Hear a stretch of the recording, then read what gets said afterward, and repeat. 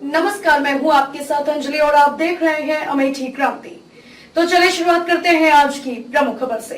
चिराग जलाते रहिए, किसी न किसी दिन तूफान आएगा और लगेगी। हम तो मित्र समाज के लोग हैं, जिस दिन कटोरा उठा लेंगे, आंचल फैला देंगे, सरकार ने न्याय किया तो किया, वरना हमारा बलिदानी जत्था भी न्याय करना है। न्याय हुआ तो हुआ, नहीं तो आप बाप का बदला लिए हो तो हम भी भाई का बदला लेंगे। देख रहे हैं पिछले 7 दिनों से हमको ऐसे दूध की मक्खी की तरह निकाला गया है जैसे हम अछूत हो गए।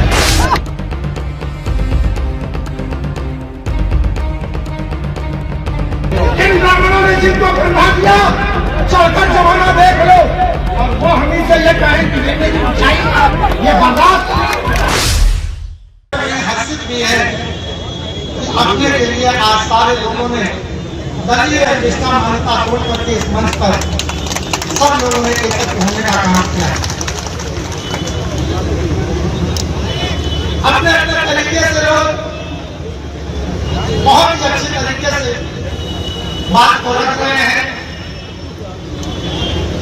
कुछ लोग ये समझते हैं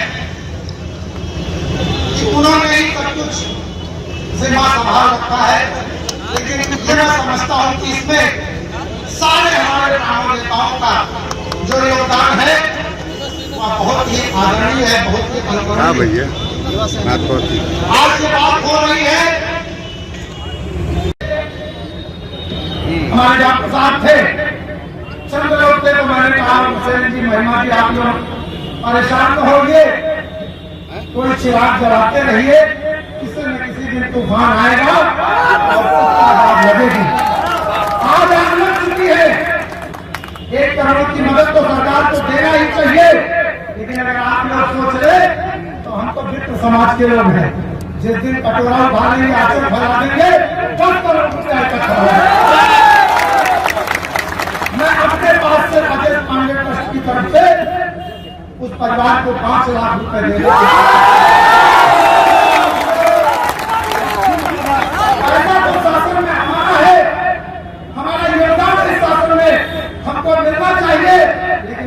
पैसे के मोहताज नहीं है।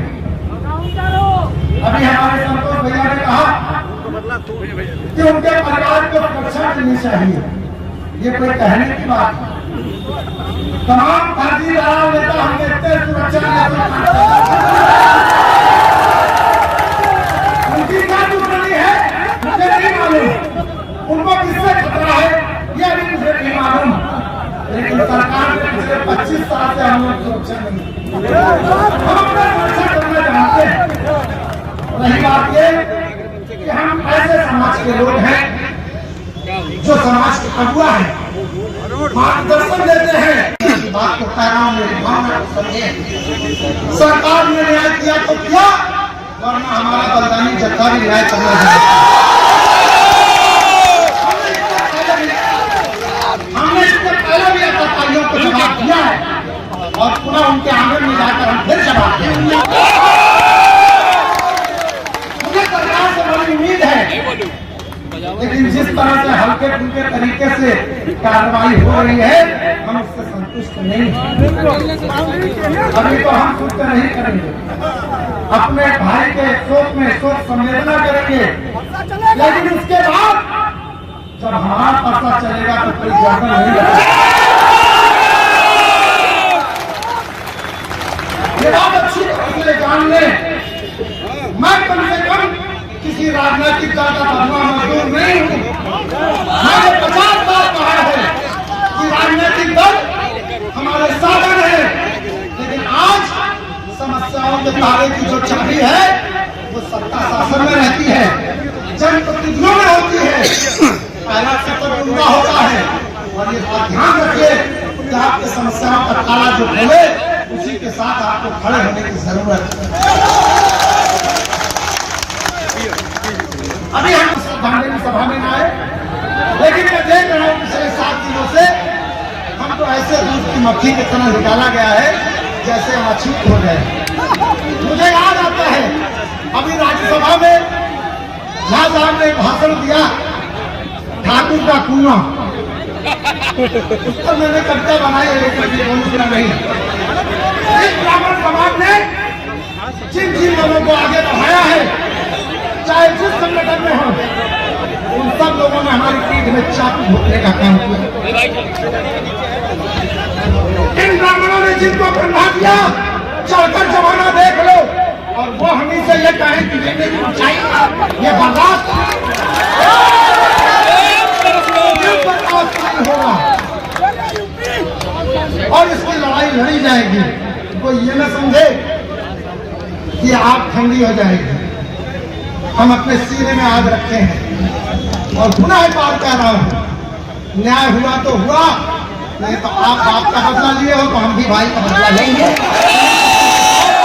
मैं अपनी वाणी को विराम दूंगा, अपने श्रद्धासुमन अर्पित करूंगा और चाहूंगा कि प्रथम राष्ट्र के लोग मुझसे संपर्क करके उनके अकाउंट में राजेश पांडे ट्रस्ट की तरफ से 5 लाख रुपया दें।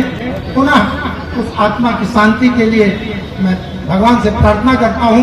आप सबसे ये चाहता हूं कि आप हौसला बनाए रखें और किसी तरह के राजनीतिक विवाद में न फंसे।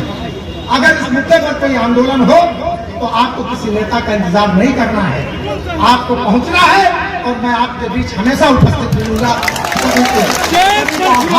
सबको प्रणाम, सबको प्रणाम। और इसी के साथ हत्याएं तो बहुत हुई, लेकिन बेदूपारा की एक घटना हुई, उस बात को भी डॉक्टर साहब ने कहा है कि FIR लिखी गई। चूंकि अब वो थोड़ा मामला हम लोगों के प्रकाश में नहीं लाया गया, लेकिन उस परिवार को भी हम 1 लाख रुपया अपनी तरफ से देंगे। ये 6 लाख की घोषणा हमारी है। हम डॉक्टर साहब से बात करके हमारे पूज्य हैं और आपसे ये कहूंगा कि बड़ी विनम्रतापूर्ण लड़ाई लड़िए, और जब दूसरे चरण की लड़ाई लड़नी होगी तो हम गोरैया पद्धति से मीटिंग करके लड़ाई सबको प्रणाम जय करता हूँ। बहुत बहुत मन से मैं ईश्वर से प्रार्थना करता हूँ कि अपने चरणों में उनको स्थान दें। मंच पर आसीन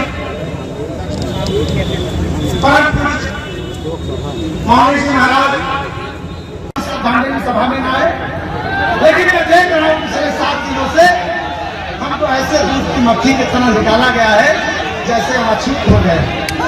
मुझे याद आता है अभी राज्यसभा में शाह साहब ने भाषण दिया ठाकुर का कुआं, उस पर मैंने कविता बनाई है, लेकिन सुना नहीं।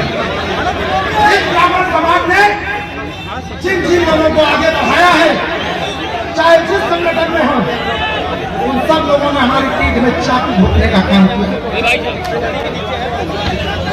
इन ब्राह्मणों ने जिनको बंधा दिया, चढ़कर जमाना देख लो, और वो हमें से ये कहें कि लेने की ऊंचाई ये बर्दाश्त नहीं होगा, और इसकी लड़ाई लड़ी जाएगी। कोई ये न समझे कि आग ठंडी हो जाएगी। हम अपने सीने में आग रखे हैं और पुनः एक बार कह रहा हूं, न्याय हुआ तो हुआ, नहीं तो आप बाप का बदला लिए हो तो हम भी भाई का बदला लेंगे। मैं अपनी वाणी को विराम दूंगा, अपने श्रद्धासुमन अर्पित करूंगा और चाहूंगा कि प्रथम राष्ट्र के लोग मुझसे संपर्क करके उनके अकाउंट में राजेश पांडे ट्रस्ट की तरफ से 5 लाख रुपया दें। पुनः उस आत्मा की शांति के लिए मैं भगवान से प्रार्थना करता हूं। आप सबसे ये चाहता हूं कि आप हौसला बनाए रखें और किसी तरह के राजनीतिक विवाद में न फंसे। अगर इस मुद्दे पर कोई आंदोलन हो तो आपको किसी नेता का इंतजार नहीं करना है, आपको पहुंचना है और मैं आपके बीच हमेशा उपस्थित मिलूंगा। सबको प्रणाम, सबको प्रणाम। और इसी के साथ हत्याएं तो बहुत हुई, लेकिन बेदूपारा की एक घटना हुई, उस बात को भी डॉक्टर साहब ने कहा है कि FIR लिखी गई। चूंकि अब वो थोड़ा मामला हम लोगों के प्रकाश में नहीं लाया गया, लेकिन उस परिवार को भी हम 1 लाख रुपया अपनी तरफ से देंगे। ये 6 लाख की घोषणा हमारी है। हम डॉक्टर साहब से बात करके हमारे पूज्य हैं और आपसे ये कहूंगा कि बड़ी विनम्रतापूर्ण लड़ाई लड़िए, और जब दूसरे चरण की लड़ाई लड़नी होगी तो हम गोरैया पद्धति से मीटिंग करके लड़ाई खबरों में अब तक के लिए बस इतना ही। मिलते हैं फिर ऐसी ही बड़ी खबर के साथ। तब तक के लिए नमस्कार और देखते रहिए अमेठी क्रांति।